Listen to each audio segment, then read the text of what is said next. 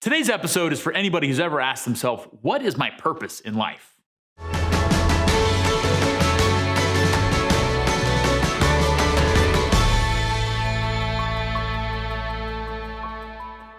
One of the scenes that happens throughout the entire Bible, the Old Testament and the New Testament, is God calling people to a special task and mission.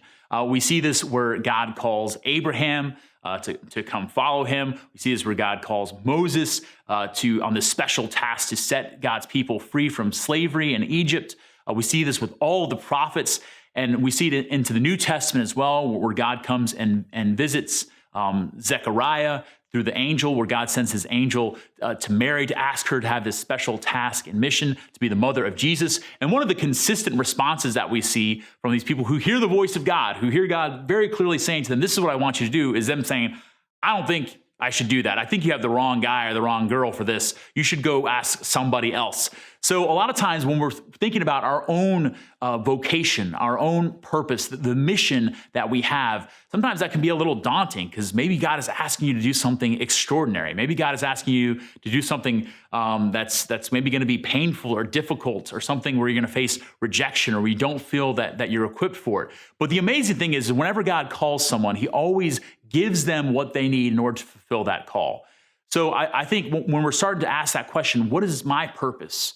What is the reason why I'm here? To recognize that God has created you out of love and for love, and that God has a purpose for your life, a mission really that only you can do, that you are unique and unrepeatable, and that only you can fulfill this mission in the way that God has called you to do it, but also at the same time that God will give you everything you need in life to be able to fulfill that mission. So maybe the first thing that we need to do when we're seeking to answer that question, what is my purpose in life? What is my vocation? What is my calling? Is to recognize that you are loved by God. That God loves you and has destined you to live in that relationship of love. So your vocation, your call, your vocation as a married person, your vocation as a missionary maybe, your vocation as someone who's pouring their life out as an artist or in some sort of trade or some sort of work, that your vocation comes from that place of love, that you were called to share the love that God gives with you towards other people. So I think maybe with that foundation in place, you can ask the question, what is something I do where I come alive, where I truly feel joyful, where I'm actually bettering other people, where other people are coming alive in their own gifts, where they're experiencing love as well? Maybe through your art, maybe through the things that you write, maybe through just your words. Some people have a tremendous gift there. And so with that in place, to see those things that you're good at, not just good at for yourself, but for the sake of others, then you can start to begin to explore the possibility of a vocation.